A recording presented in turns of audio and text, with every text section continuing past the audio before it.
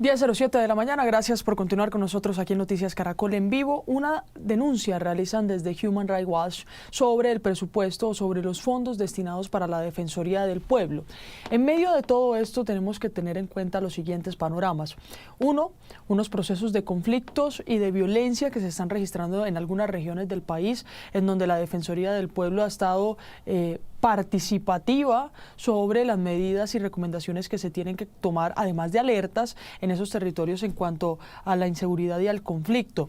Dos, el panorama político y polarizado que vive el país en medio de un año preelectoral. Tres, debates económicos que hoy se registran en el Congreso de la República, que hablan de presupuestos de otros sectores y que sin duda agudiza ese panorama polarizante o polarizado en el país.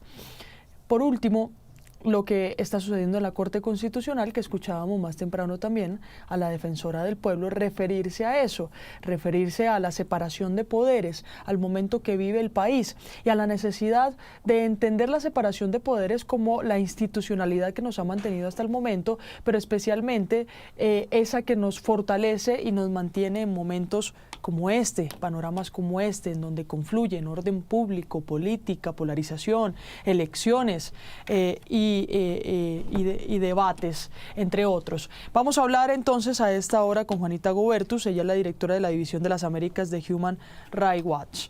Directora, bienvenida, buenos días. Luisa, buen día, un saludo a toda la audiencia, gracias por la invitación.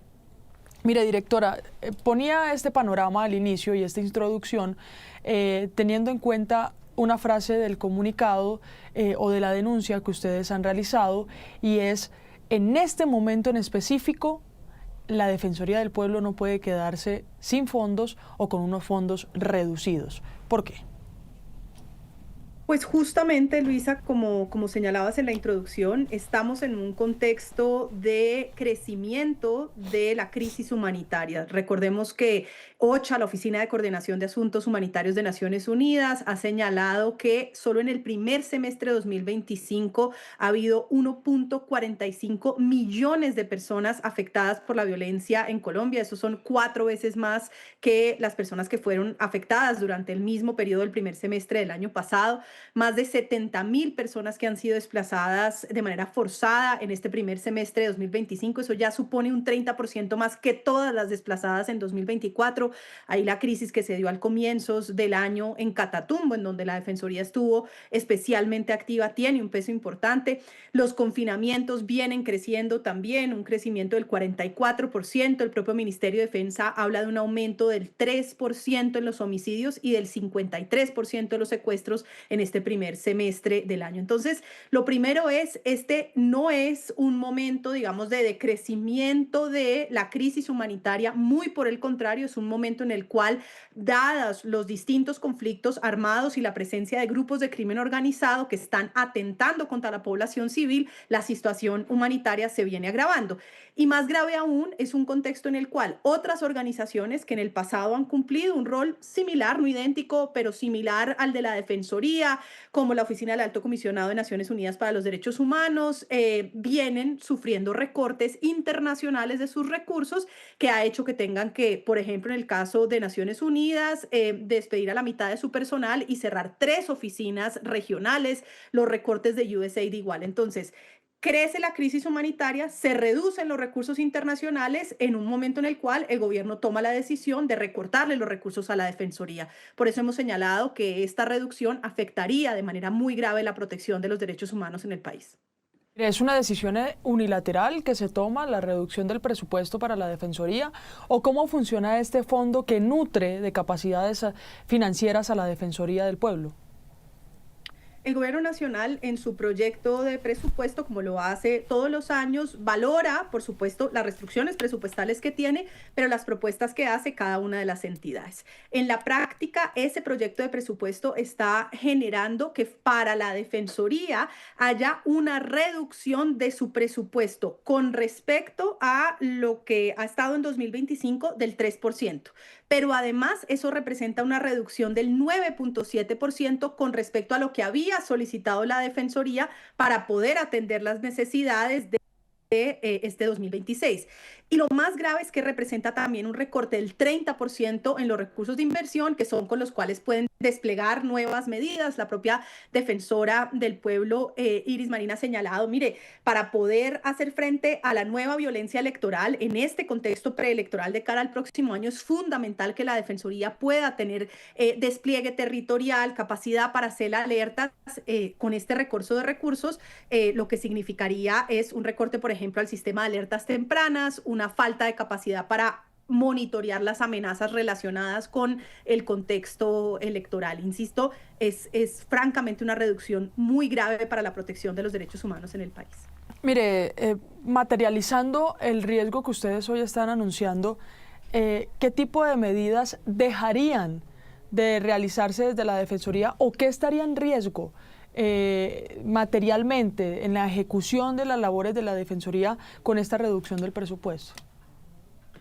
Hay que entender el rol de la Defensoría. La Defensoría tiene por un lado un rol de monitoreo, por ejemplo, la cifra que hoy conocemos de al menos 1.500 líderes sociales, líderes de derechos humanos asesinados desde 2016, es una cifra de la Defensoría porque tienen un rol fundamental de estar monitoreando en terreno. Cualquiera que ha ido a los lugares más profundos de la Colombia rural sabe que típicamente hay funcionarios de personería, defensoría, que son quienes monitorean la situación. Pero luego además tiene un rol fundamental de atención humanitaria. Me devuelvo nuevamente a la gravísima crisis que hubo como resultado de la confrontación entre el ELN y el Frente 33 en Catatumbo a comienzos del año, quienes estaban ahí protegiendo a las víctimas, alertando de que había que sacar a algunas personas del territorio que estaban en riesgo de ser asesinados o secuestrados como muchos otros, ofreciendo atención humanitaria en lugares como Cúcuta para que las personas pudieran tener carpas básicas donde dormir, atención en términos de alimentación, etcétera. Esa coordinación es toda de la Defensoría.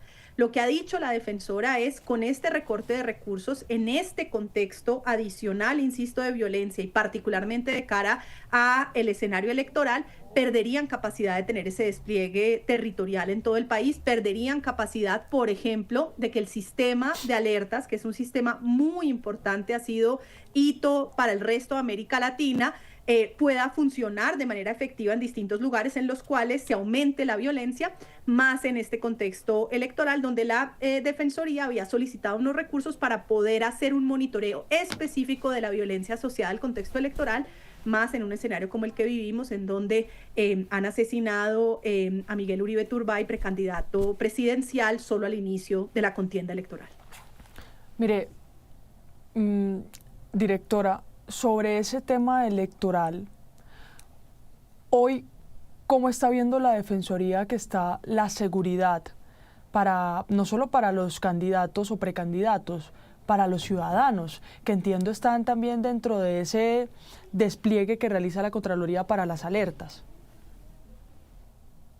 Bueno, la Defensoría ha hecho su propia explicación. La defensora estuvo en el Congreso explicando las razones por las cuales preocupaba esta reducción. Nuestro balance desde Human Rights Watch, ya lo decía, es que Colombia desafortunadamente viene en un proceso de deterioro de las condiciones de seguridad que afecta no solo a candidatos y precandidatos que participarán de la contienda electoral, sino a la ciudadanía en general. Las principales víctimas de que el gobierno no ponga en marcha una política de seguridad efectiva y protectora de derechos humanos, en donde la política de paz total no suponga poner en marcha ceses al fuego que no están debidamente monitoreados y vigilados, lo que significa que los grupos armados y de crimen organizado usen esos ceses para fortalecer su presencia en el territorio, para tener más control social, para crecer en reclutamiento forzado de menores, para seguir empujando el desplazamiento, los confinamientos, pues eso genera una falta de cumplimiento por parte del Estado colombiano de su deber de proteger y garantizar los derechos de la ciudadanía. Insisto, por eso ese contexto particular que nos preocupa.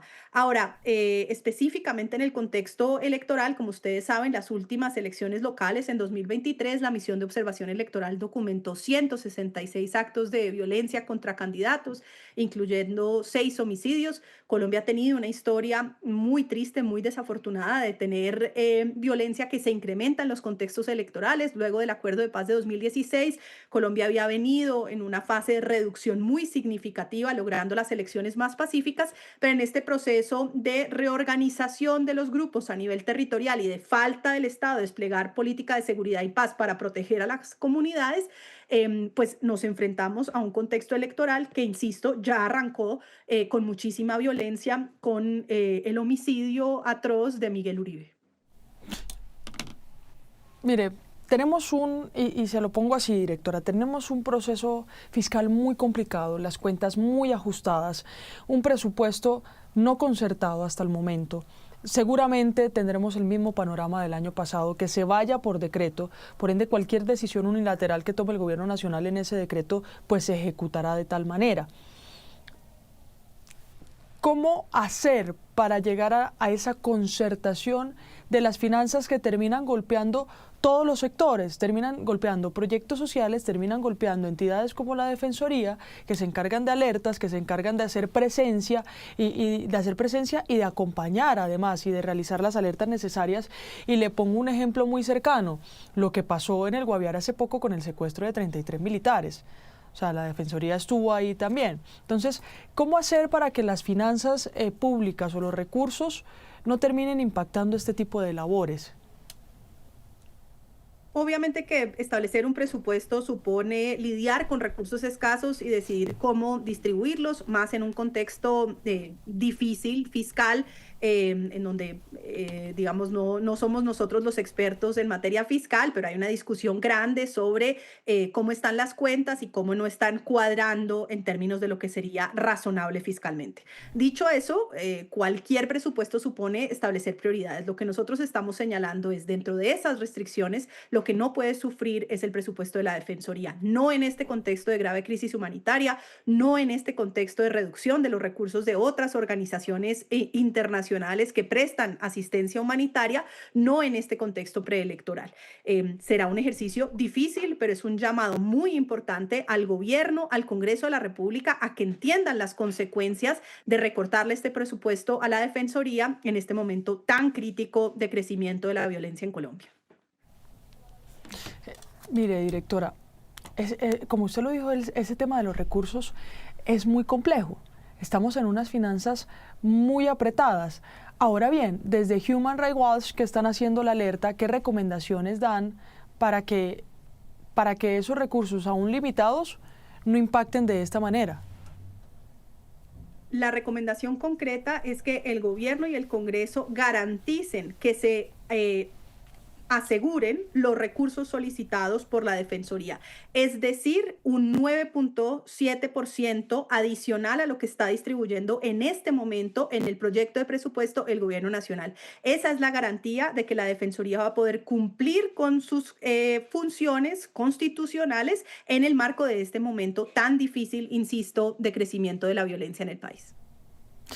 El panorama entonces y la preocupación por el posible recorte presupuestal a la Defensoría del Pueblo y la afectación que tendrían sus capacidades para acompañar, liderar, denunciar y alertar procesos especialmente de orden público en el país o de conflicto, y en un panorama electoral y político muy complicado también. Directora de la División de las Américas de Human Rights Watch, Juanita Gubertus, gracias por estos minutos con Noticias Caracol en Vivo.